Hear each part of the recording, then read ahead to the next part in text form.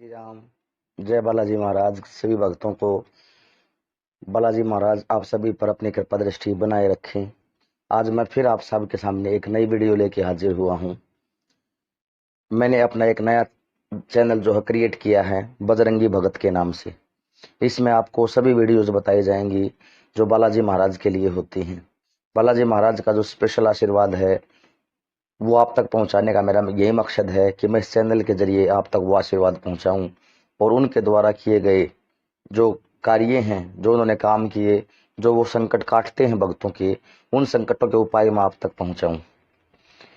तो आज मैं आपके लिए एक नई वीडियो लेके आया हूं, जिस वीडियो में मैं आपको बताऊंगा कि अगर आप भी हनुमान चालीसा पढ़ते हैं, आप भी नित्य नियम से हनुमान चालीसा का पाठ करते हैं, तो आपको कुछ बातें ध्यान में रखनी होती हैं।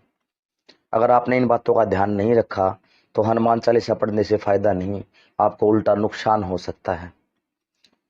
तो आपको जब भी हनुमान चालीसा पढ़नी चाहिए तो उसके विशेष नियम होते हैं जो आपको ध्यान रखने होते हैं। अगर आपने सही ढंग से और सही नियमों से हनुमान चालीसा का पाठ नहीं किया तो आपको भारी नुकसान उठाना पड़ सकता है। फिर आप मन में ये सोचते हैं कि भाई हम तो बालाजी के भक्त हैं, बजरंग बली को मानते हैं, सुबह से हम उनके हनुमान चालीसा पढ़ते हैं, लेकिन घर में कोई फायदा नहीं हो रहा। उसके उपाय भी मैं आपको बताऊंगा, उसका समाधान भी मैं आपको बताऊंगा। लेकिन उससे पहले मैं आपसे एक प्रार्थना करना चाहूँगा। अगर आप बालाजी के भक्त हैं, बजरंग बली को मानते हैं, तो ये मेरा चैनल नया है, इस चैनल को सब्सक्राइब कर दें, लाइक कर दें और शेयर कर दें, ताकि ज़्यादा से ज़्यादा लोगों तक पहुँच सके और इस वीडियो को दूसरे लोगों तक पहुँचाने का जो श्रेय है वो आपको भी मिल सके और बालाजी महाराज का आशीर्वाद भी आप पर अपने बना रहे हमेशा के लिए। तो चलिए भक्तों, हम अपनी वीडियो को आगे की तरफ अब बढ़ाते हैं। तो मैं आपको बताना चाहता हूं कि मैं भी हनुमान चालीसा पढ़ता हूं, आप भी हनुमान चालीसा पढ़ते हैं, लेकिन बहुत कम ऐसे हैं जिनको हनुमान चालीसा को पढ़ने के नियमों का पता है कि हनुमान चालीसा कब, किस समय और कैसे पढ़ी जाती है। ऐसे नहीं कि हम कहीं भी बैठ जाएं, कहीं भी बैठ के हनुमान चालीसा पढ़ने लग जाएं, ऐसा नहीं है। आपको विशेष ध्यान रखना होता है, तभी आपको हनुमान चालीसा फायदा दे सकती है।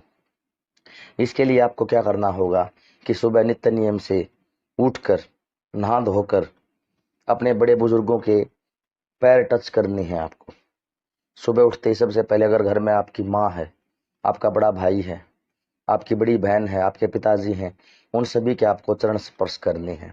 क्योंकि अगर ये बात आप जरूर जान लें कि अगर आप अपने से बड़ों का आदर नहीं कर रहे हैं, घर में उनकी इज्जत नहीं कर रहे हैं, उनको इग्नोर कर रहे हैं, तो अगर और आप बालाजी की हनुमान चालीसा पढ़ रहे हैं तो उससे आपको फायदा नहीं, नुकसान होने वाला है। इस बात का आपको ध्यान रखना है। तो सुबह उठते ही सबसे पहले अपने बुजुर्गों को सम्मान देना ना भूलिए।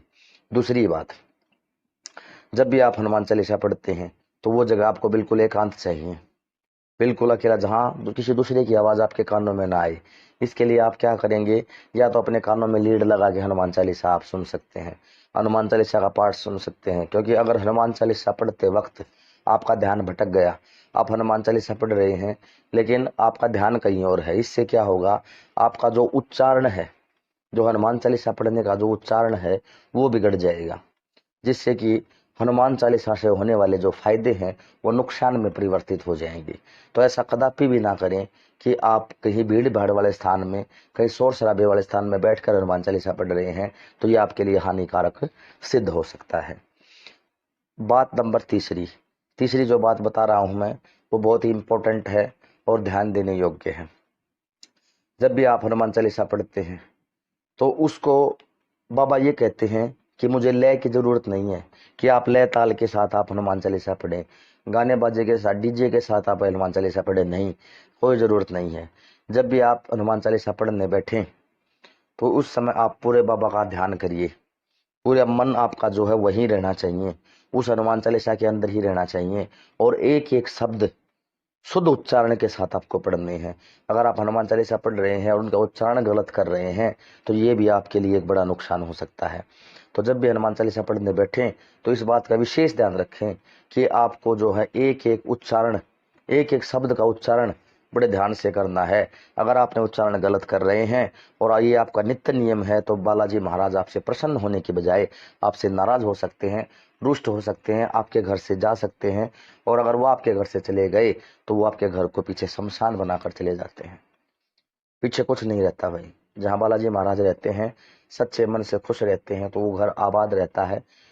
लेकिन जहाँ से बालाजी महाराज चले जाते हैं तो वो मैं नहीं मानता कि वो घर आबाद रहता है, वो बर्बाद होए के समान हो जाता है।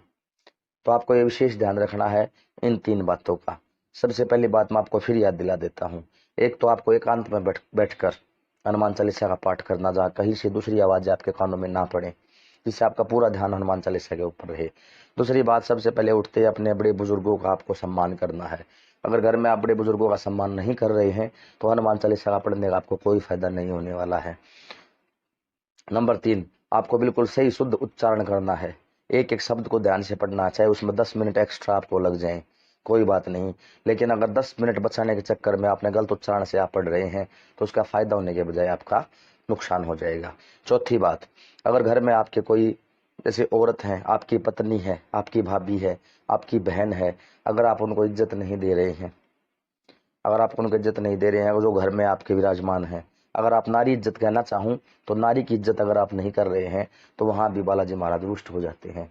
वहाँ हनुमान चालीसा पढ़ने का कोई फायदा नहीं होता, क्योंकि हनुमान चालीसा हम पढ़ रहे हैं, हमारा मन साफ नहीं है, हम दूसरों के प्रति गलत सोच रहे हैं, जिससे भी बालाजी महाराज जो आपसे रुष्ट हो जाते हैं और आपके घर से हमेशा के लिए चले जाते हैं। तो नारी सम्मान भी जरूरी है। मैं ये नहीं कहता कि जो है आप जो आपके प्रति गलत कर रहा है उसका ही सम्मान करें आप, ठीक है। जो आप सम्मान करते जा रहे हैं और वो आपका सम्मान बिल्कुल भी नहीं कर रहे हैं, तो मैं ये नहीं कह रहा कि आप अपने आत्म सम्मान को ठेस पहुंचाएं, उससे बोलना छोड़ दें, लेकिन उसका अपमान ना करें, उसका बार बार अपमान ना करें, उससे बोलना छोड़ दें, उससे दूरी बना लें, ठीक है। मैं ये नहीं कहता कि आप उसके साथ गाली गलौज करें, उसको घर से निकाल दें, ना, ऐसा बिल्कुल कदापि नहीं करना, इससे भी बालाजी महाराज रुष्ट हो जाते हैं। आपको सिर्फ उससे दूरी बना के रखनी है। वो चाहे कुछ भी कहते रहें, आपको उनके प्रति उल्टा जवाब नहीं देना है, नहीं बोलना है, कुछ भी नहीं कहना है। इससे बालाजी महाराज की कृपा सदा आप पर बनी रहेगी। दूसरी बात, जब भी आप हनुमान चालीसा पढ़ते हैं तो खासकर शनिवार और मंगलवार, शनिवार और मंगलवार को आपको ब्रह्मचार्य के व्रत का पालन करना होता है, अपने आप को पवित्र रखना होता है। अगर आप शादीशुदा हैं तो आपको ये 2 दिन ब्रह्मचार्य के व्रत का पालन जरूर करना पड़ेगा, अगर आप हनुमान चालीसा का पाठ करते हैं तो।